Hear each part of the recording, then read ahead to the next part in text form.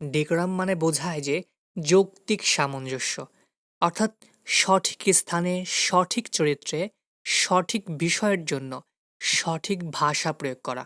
এটা একটু আমরা বুঝি।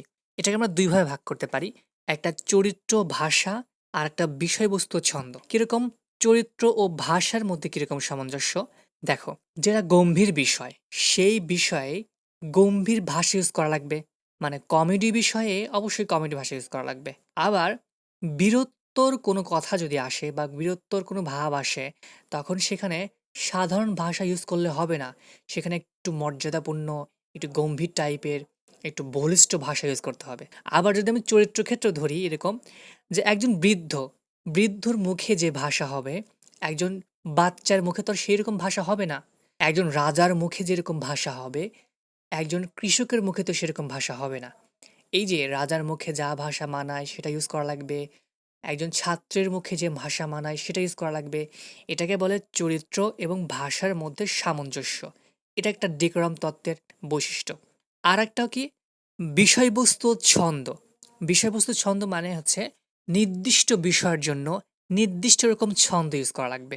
এখন যদি মহাকাব্য রচনা করা হয়, তার জন্য তো নর্মাল ছন্দ ইউজ করলে হবে না, মহাকাব্য টাইপেরই ছন্দ ইউজ করতে হবে। আবার যদি কোনো করুণ সুর হয়, করুণ বিলাপ বোঝায়, দুঃখ কষ্ট বেদনা বোঝায়, সেখানে তো আর গম্ভীর কিছু বোঝানো হবে না, সেখানে বীরত্বপূর্ণ ছন্দ ইউজ করলেই হবে না, সেখানে এমন কিছু ছন্দ ইউজ করা লাগবে যেটা মানুষের দুঃখ কষ্টের সাথে মিল বন্ধন তৈরি করে। সো এটাকে বলে বিষয়বস্তুর সাথে ছন্দের সামঞ্জস্য। তো এই যে চরিত্র এবং ভাষার সাথে সামঞ্জস্য, বিষয়বস্তু ছন্দের সাথে সামঞ্জস্য, এটাকে বলে যৌক্তিক সামঞ্জস্য। সেটা হচ্ছে ডেকরাম তত্ত্ব। একটু আগেই তো এটা বললাম যে সঠিক স্থানে, সঠিক চরিত্রে, সঠিক বিষয়ের জন্য সঠিক ভাষা প্রয়োগ করা, এটাই হচ্ছে ডেকরাম তত্ত্ব।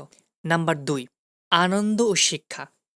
হোরেস বলছে যে একটা কাব্য রচনা করতে হলে সেখানে যে শুধুমাত্র শিক্ষা থাকবে তা না, ওর সাথে আনন্দও থাকতে হবে।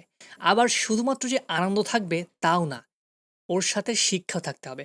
অর্থাৎ সেখানে শিক্ষা অর্জিত হবে, আবার সেই কাব্যটা আমাদের আনন্দও দিবে। তাহলে সেই সাহিত্য বা সেই কাব্যটা অনেক উচ্চমানের হয়ে উঠবে। নাম্বার ৩, ৫ অঙ্কের নাটক।